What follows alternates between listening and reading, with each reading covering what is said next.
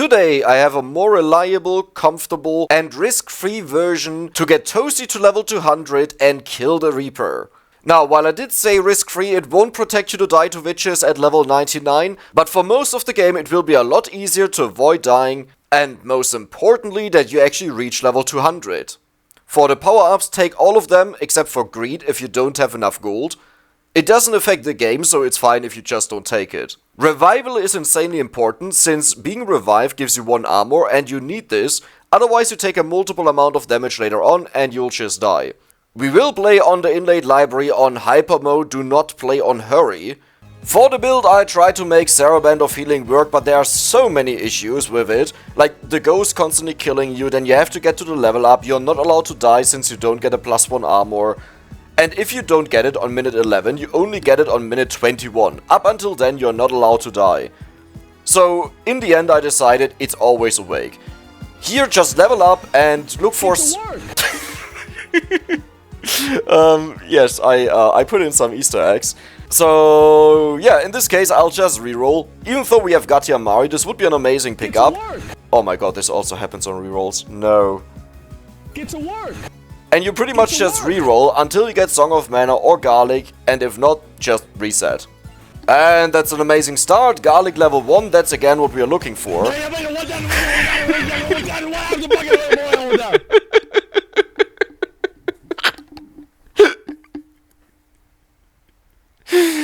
Oh, that's amazing. That's just straight up amazing. I need this permanently in the game. You can't feel bad with that. Okay, so when we revive, most of the enemies will die, and I think we should level up, like I'm pretty sure. But I might be wrong with this and we'll just die again. Okay, there we go. Don't take Pentagram early. You just wipe out all the experience that you could make. So, let's just reroll. Oh my god, this happens on all the rerolls. Right. And reroll again. And Garlic level 2. This is exactly what you're looking for. So just take the few minutes to do this until you get a perfect setup. And there's cats already. Yeah, do this until you get a really good setup. You're investing just a few minutes. Sure, they are annoying, but you're just investing a few minutes to get pretty much an optimal perfect start. Now, one thing I'll do is, we have to focus on getting the cats up. So I will already walk over to the empty tome. And while I walk through the enemies, I will clear all of them to get as much experience as I can. But you really have to focus on breaking the candles to get the chickens and leave them for the cats. In this case, I will reroll, there's no reason to level up the birdie. And there's Candelabrador. Amazing, that is the first passive weapon that we need. Tiragisu, that's an amazing early pickup. Don't worry if you don't get it early. This build here is a bit different compared to the other one. So you won't actually die, you won't lose Tiragisu, you'll just keep it. And in this build you will not use the whip, so you can either go for Laurel, or you could just go for damaging weapons. There are a few damaging weapons that are amazing. I personally recommend going for Thunderloop. It just kills all the stuff that your cats don't reach. But if you want to be safe, just go for Laurel. The way you break these candles is just by standing next to them and trying to keep distance. It's not the worst thing if you still pick it up, right? Usually you would do this with Song of Mana, but since I don't have it yet, I can't do that. And there's Song of Mana, amazing. Alright, that's the last level up, there's Ebony Wings, I'll take that. You don't have to take it, but it makes it more likely that you'll reach level 200, so I just advise doing it. There's a problem now, I don't have the damage to kill the enemies, even with level 2 it's not enough. So I have to kite them with the Garlic. Given how big it is, it should be fine, but it is still very complicated to not randomly die. Now, as you can see at this point, I still have 5 revivals. You can just use all of them right now, except for 2. But the main benefit of instantly dying a couple of times is that you get bonus stats, and it will make it a lot easier to get through the game. There's Duplicator, amazing. Another boss appeared, and over here is a Rosary. Oh, finally Song of Mana 4. Perfect. Still not taking Pentagram, it's just a huge penalty on you. Song of Mana. Now they get one shot, I'll take the Rosary and instantly get the chest over here. Now at this point I'll not put on damage numbers, but I would say every 5 minutes I'll put them quickly on so we can compare cat damage. I would say they deal around 25 damage right now, that's decent. And there's armor, this time I'm not missing you. Usually for the next wave, the minute 7 wave, If your Song of Mana is not maxed out yet and you can't pick up Empty Tome since you're missing one passive weapon like I am, try to keep around some freezes on the floor. Well.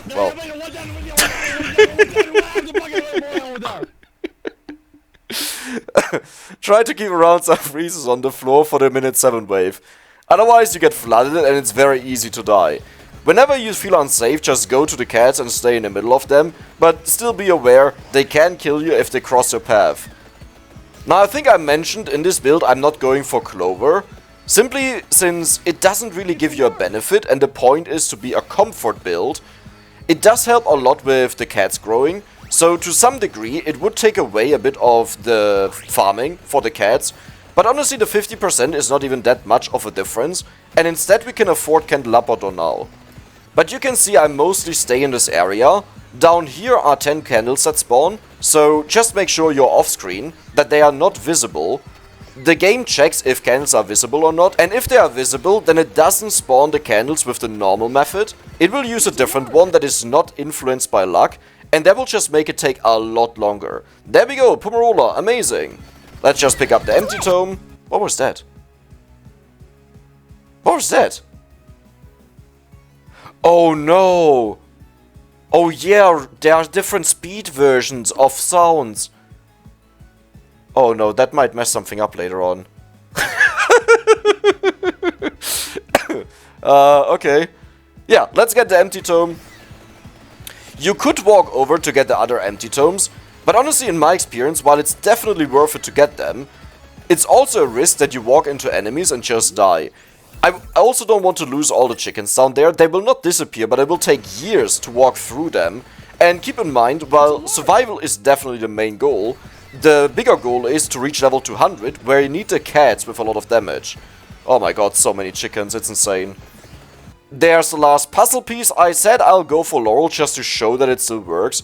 Honestly, I would just go for Lightning Ring here. It's an amazing weapon to nuke the enemies and get a lot of experience. I just want to show it even works if you go for Laurel. There's the boss from the 10-minute mark. He will evolve our first weapon. Oh, the cats are dealing 60 damage. Would you look at that? That is a lot of damage this early. And now comes a quite difficult wave. If you notice you can't kill them, just stay back and avoid dying. It's the best thing you can do. Ebony Wings level 8, amazing. That means I can get Vandalier. So if this overall looks really risky and you might die, just walk to the bottom against the bookshelf and you should be safe. There's the Arcana, I will just immediately pick it up, there we go. So for this one you have 3 choices and it's a bit difficult to say which one is the best. Saraband is needed either way, and the bonus damage from Saraband might actually be good for some waves to just one-shot them. However, that little help is also all that it does. It doesn't help you more in this moment. A second pick is the duration increase. This is quite a good one for your cats, and the projectile speed is also decent. I think duration is a bit better than projectile speed, that they walk around faster and come in contact more often, but this one will just make them last longer, so later on you can cover more of the map. So I will go for duration in this case, just that they are around longer, and at the 21-minute mark I'll choose a Saraband. Walking over... Okay, well that was a bad idea.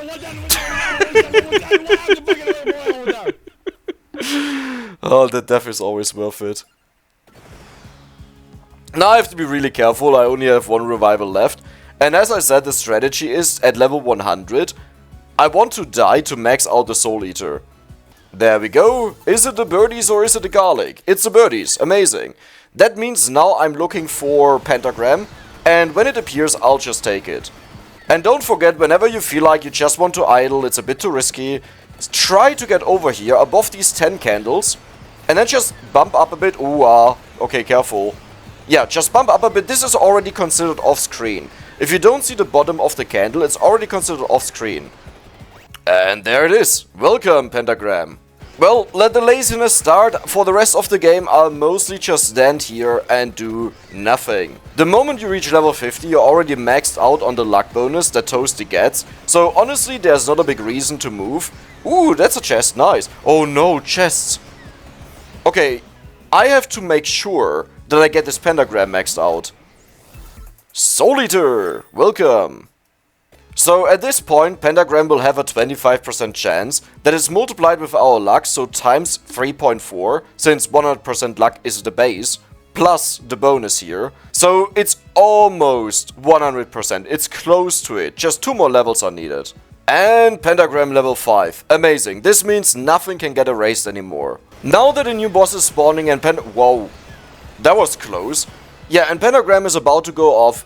Take a look at the following. These are the times at which you evolve Pentagram to Moon, but only if you already have Empty Tome maxed out. It uses the cooldown for a maxed out Empty Tome. So if you evolve at, let's say, level 3 Empty Tome or level 4, the cooldown will change afterwards and it's just off. For this one here, you have to be down to the second. A bit earlier is okay, but the earlier you go, the less experience you will have in the end. And the later you go, you might miss an entire blast off. So right now in the game it's 15:06. What I'm looking for is 15-minute mark, and I can see the evolution will happen at a 27-second. Here's another look at the list, so just pause it, take a screenshot, whatever you want to do, and there we go.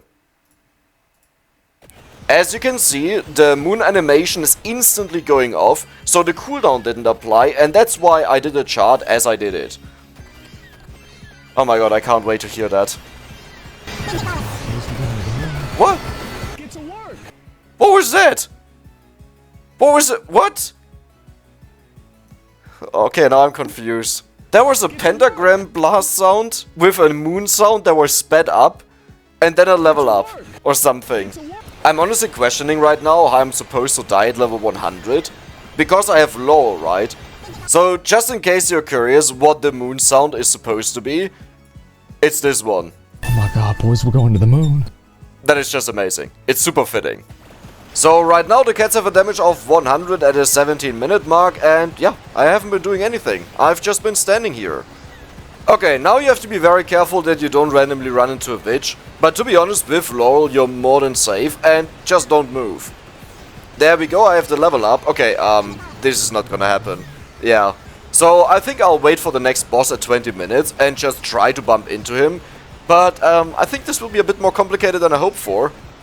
Okay. 20-minute mark. I'm gonna get moving here that I can walk into him. Come on, come. No! Okay, forget the entire story with Soul Eater. You will still naturally heal some health. It's not the worst thing ever. Like, I can just take the chickens here, right? And every single time, we boost up the damage of Soul Eater. And if you took Saraband of Healing prior, then it's doubled right now. But we'll just double it at the 21-minute mark. There's the Arcana. Let's immediately pick it up, since it will double the healing that we receive. Oh my god. That's a monster. That's the opposite. But yeah, every single time you now eat a chicken from the level ups, don't steal them from the cats, you will get 1 bonus damage on the Soul Eater.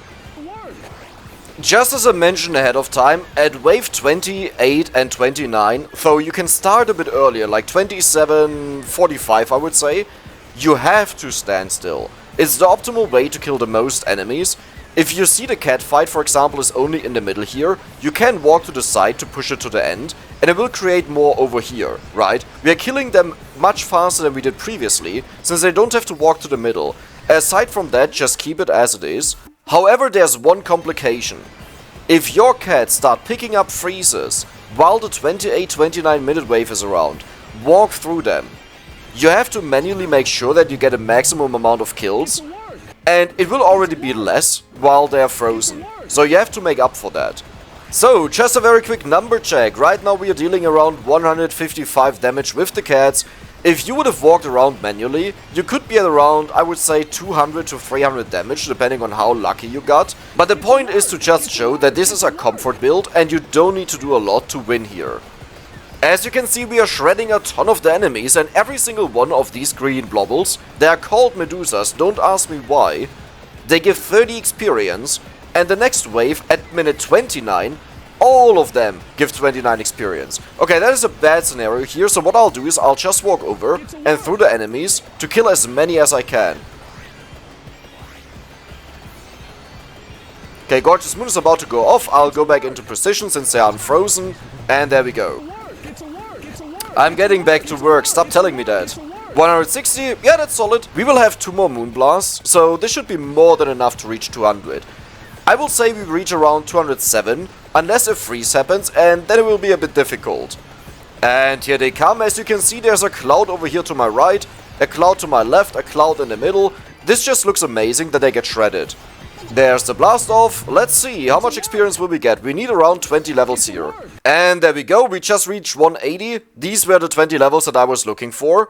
And the next blast off will give us more experience, since the entire wave is only 30 XP enemies. From the last blast off, there was still a lot of experience on the ground from wave 28. So, oh no. Oh, this should still be fine. Yeah, this is still fine. It's fine. Okay, I don't want to gamble on it, so what I'll do is I'll just walk through them, like this.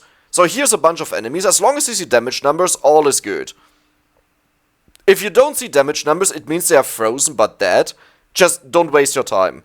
And there's the final blast off at 57. And level 201. The 200 is crossed, he can't one-shot us anymore. We are down 1 armor. So we will die a lot faster here than we will die once we lose a Tiragisu and get another bonus armor. But as you can see, yeah, it will take him quite a while to kill us.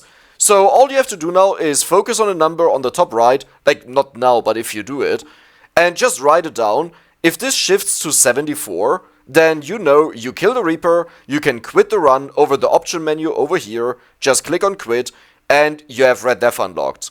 Don't be surprised I have the sound muted, but at 47 minutes, so 17 minutes in, I die. Now I will get the 1 bonus armor from the revival. It will take a lot longer until I will die again. So as you can see, it's gone. I'm full health nearly. I don't know why there's something missing, but yeah, it will take ages. So I'm just quickly tuning in. As you can see, another 17 minutes have passed and we only lost a tiny bit of our health. It's noticeable. But remember, we didn't start at full health, so we lost around, I would say, 1/5 to 1/4. If you notice that you get too low, you can just go around, break the candles. In fact, I'll just do it for once here. So we can just go over, we can break the candles that have spawned over time.